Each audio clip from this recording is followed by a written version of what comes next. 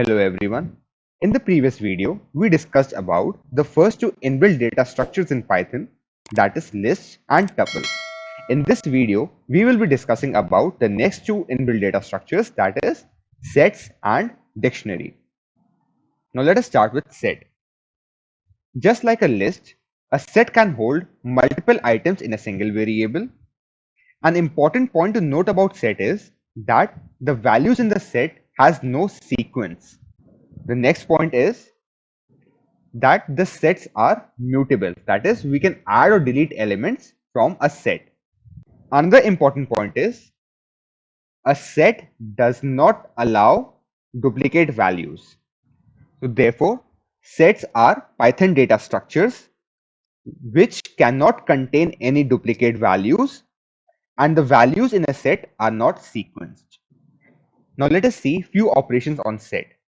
We will first see how we declare a set, and then since sets are mutable, we will see how we add elements into the set and how we delete the elements from a set. So let us start. We can declare a variable as empty set by simply initializing it to set, or we can declare a set containing values by entering the values separated by comma inside the curly braces. So I can write any values such as 1, 2, 3, 4 and 5. So this is my set. I can print this. Now suppose, as we have studied, that set cannot contain duplicate values. Now in this case, if I enter duplicate values, suppose I enter 3 5s in this, and if I execute this again, what I will see is the duplicate values from the set are removed. Therefore, sets cannot contain duplicate values. Now let us see how we add elements into the set. To add a single element, we can use add function, or to add multiple elements, we can use update function. Now let us see how each of them work. Suppose in the set that I declared earlier, I want to add an element. So I will write s dot add, and I will enter the element as 6. And now if I print the updated set, here we go, we can see that the element 6 has been added in the set. Now suppose if I need to add multiple values, what I can do is I will write s dot update, and I can pass a set containing the values that I need to add. Suppose I enter 5, 6, 7, 8 and 9. And now if I print this, I will get a set containing the union of both the sets. Now let us see how to delete elements from set. To delete an element, we can use 3 functions. The first function is pop. The next function is remove, and the third function is discard. So what the function pop does is it simply removes any random value from the set. So if I write s.pop and I print the updated set, I got one value removed, and the value that was removed was 1. Now another function is remove. So what the function remove does is it removes a particular value from the set. So I need to specify the value as a parameter to the remove function. Suppose I want to remove the value 5. I will pass the value 5 in the set. And now if I print this, the value 5 will be removed. Now suppose instead of 5, if I write a value which is not there in the set, in this case, the remove function will throw an error. So to avoid this, what we can do is we can use the discard function. So I can write s dot discard, and I can pass the value that I want to remove. Suppose I want to remove the number 10, which is actually not there in the set. And now if I print, I will get the same set returned because the value 10 was not there, and I did not get any error. Now suppose instead of 10, if I write the value 6, now 6 is there in the set. So if I execute this, the value 6 will be removed. Now let us see another data structure, that is dictionary. So a dictionary contains different elements in the form of key value pairs. So every element has two parts. The first part is the key and the second part is the corresponding value. Also, a dictionary is mutable and the elements in the dictionary are ordered. Now let us see different operations on dictionary. So we will be seeing how to declare a dictionary, how to access different elements, how to add some element, and how to delete any element in dictionary. So let us start with declaring a dictionary.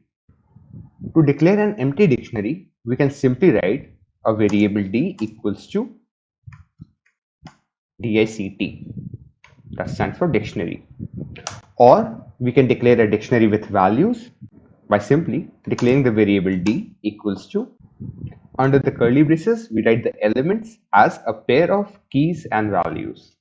So I will write the key as name. I'll write its corresponding value as, say, John. Now I'll write the second element, which will be age. The value will be, say, 25. Next, the third value, city.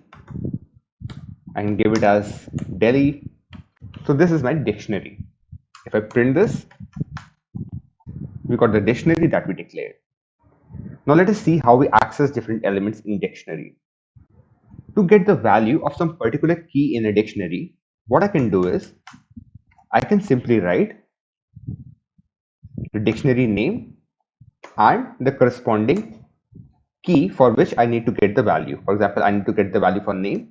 So I will write name, and if I execute this, here we go. I got the corresponding value. Now suppose if in the brackets I give some other key as gender, we can clearly see that the key gender does not exist in the dictionary. So if I execute this, I will get an error. To avoid such situations, what we can do is we can use the function get. So I can write d dot get, and inside the brackets I can again give the name of the key, that is, suppose now I need to get the age, and if I execute this, here we go, I got the corresponding age. Now if I replace this age with another key, that is gender, and now if I execute, I do not get an error, instead I get none, which states that the key does not exist. In the dictionary, as we know, every element contains two parts, that is a key and the corresponding value. So to add any element in a dictionary, we should provide both the key as well as the value. The first method to add an element is to write the dictionary name, to which we need to add the value, and then inside the bracket we write the name of the key that we want to insert. So in this case, suppose I want to add the gender,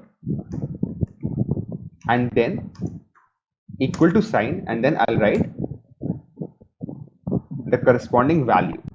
I'll give it as male, and now if I print the dictionary D, I will see that the key gender with the corresponding value male is added into the dictionary. Now suppose if we want to add multiple elements to a dictionary, we can use the function update.